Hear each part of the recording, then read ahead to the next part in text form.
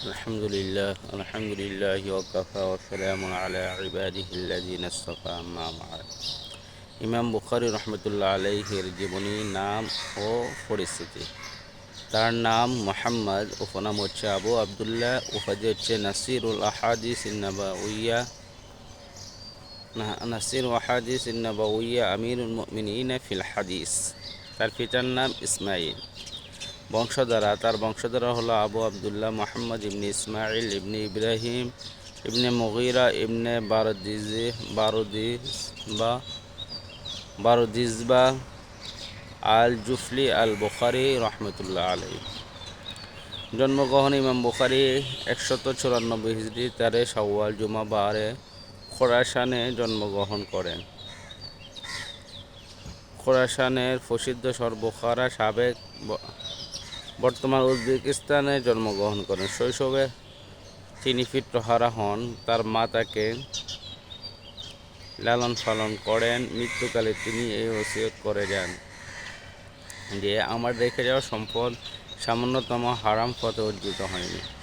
এই সম্পদ দ্বারা আমার শিশুপুত্রের শিক্ষা দীক্ষা ও পালন কার্যে সমাধান করবে।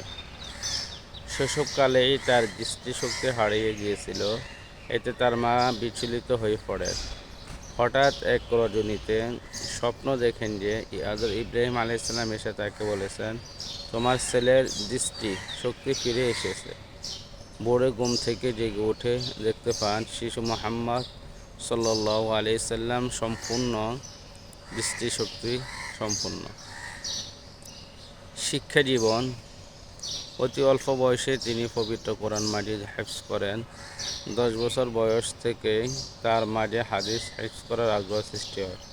16 বছর বয়সে তিনি ওয়াকি এবং ইবনুল মুবারকের কিতাব মুখস্থ করেন। অতঃপর তিনি স্বীয় মায়ের সাথে হজ্জে যান এবং হিজাজে জ্ঞান অর্জন করেন। সেখানে 6 বছর অবস্থান করার পর দেশে ফিরে আসেন। তিনি হাদিসের জ্ঞান লাভের জন্য কুফা, বসরা, বাগদাদ, মিশর ও সিরিয়া সফর করেন। শিক্ষকবৃন্দ। তিনি 1080 জন যুগশ্রেষ্ঠ মুহাদ্দিসের নিকট থেকে হাদিস শ্রবণ করেন। তার প্রখ্যাত শিক্ষকগণ হলেন মক্কি ইবনে ইব্রাহিম রহমতুল্লাহ আলাইহি, আবদুল্লাহ ইবনে মুসা রহমতুল্লাহ আলাইহি, ঈসা ইবনে আসিম রহমতুল্লাহ আলাইহি, আলী ইবনে মাদানী রহমতুল্লাহ আলাইহি, ইসহাক ইবনে রাহওয়ায় রহমতুল্লাহ আলাইহি, আহমদ ইবনে হাম্বল রহমতুল্লাহ আলাইহি। ছাত্রবৃন্দ।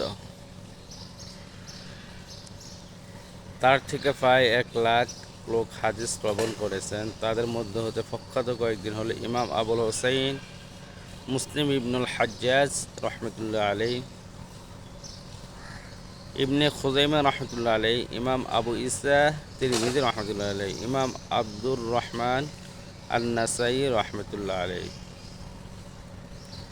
তার সম্পর্কে মনস্বীদের বক্তা ইমাম দারিমি বলেন, মুহাম্মদ ইবনে ইসমাইল আফকাহুনা ওয়া আলামুনা ওয়াসুনা ওয়া আকসারুনা তলাবেন।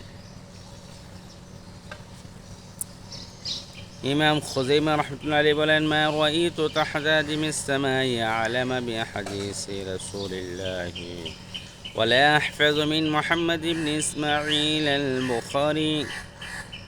আহমদ ইবনে হাম্বল বলেন, আল বুখারী ফাকিহু হাযিহিল উম্মাহ।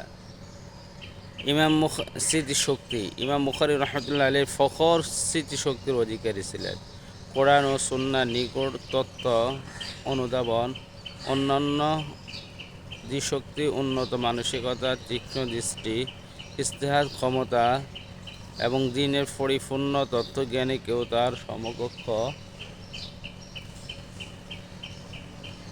তখন ছিলেন না। তিনি হাদিস ও ইতিহাস শাস্ত্রে পাণ্ডিত্যের অধিকারী ছিলেন। তার কোনো সন্তানাদি ছিল না।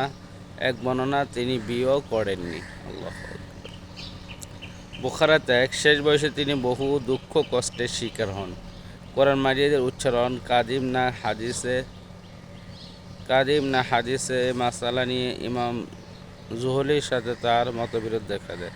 অপরদিকে বুখারীর তৎকালীন শাসনকর্তা খালেদ ইবনে আহমদ নিজ ছেলেদেরকে রাজদরবারে এসে পড়ানোর কথা বলে। ইমাম বুখারী রহমতুল্লাহ আলাইহি তা অস্বীকার করা শাসনকর্তার সাথে তার মতানৈক্য দেখা দেয়। শেষ পর্যন্ত শাসনকর্তা তাকে বোখারা ত্যাগের নির্দেশ দেন, অথবা তিনি সমরকান্দে চলে যান। রচনাবলী: তিনি অসংখ্য গ্রন্থ রচনা করেন। নিম্নে কতিপয় প্রসিদ্ধ গ্রন্থের নাম হল: আত-তারিখুল আওসাত, আত-তারিখুস সগীর, খলক ওয়া আফআলুল ইবাদ, কযায়া সাহাবা ওয়াত তাবিঈনা, আল আদাবুল মুফরাদ, কিতাবুল ইলাল, কিতাবুল হিবা, আত-তাফসীরুল কাবীর, আল মুসনাদুল কাবীর, আত-তাফসীরুল কাবীর, কিরাআতু খালফাল ইমাম। আমিরুল মুমিনিন ফিল হাদিস, ইমাম বুখারী রহমতুল্লাহ 256 হিজরি। ঈদুল ফিতরের রাতে মাগরিব ও ঈশার নামাজের মধ্যবর্তী সময়ে ইন্তেকাল করেন। তখন তার বয়স ছিল 13 দিন কম 62 বছর। সমরকান্দ থেকে 3 মাইল দূরে খরতঙ্গ নামক স্থানে তাকে দাফন করা হয়। ইমাম বুখারীর উপাধি: আমিরুল মুমিনিন ফিল হাদিস, হাফিজুদ দুনিয়া ফিল হাদিস, ইমামুদ দুনিয়া ফিল হাদিস, রাইসুল মুহাদ্দিসিন ফিল কদিম, আল ইসনাদ, তাবিবুল হাদিস ফি ইলালিহি।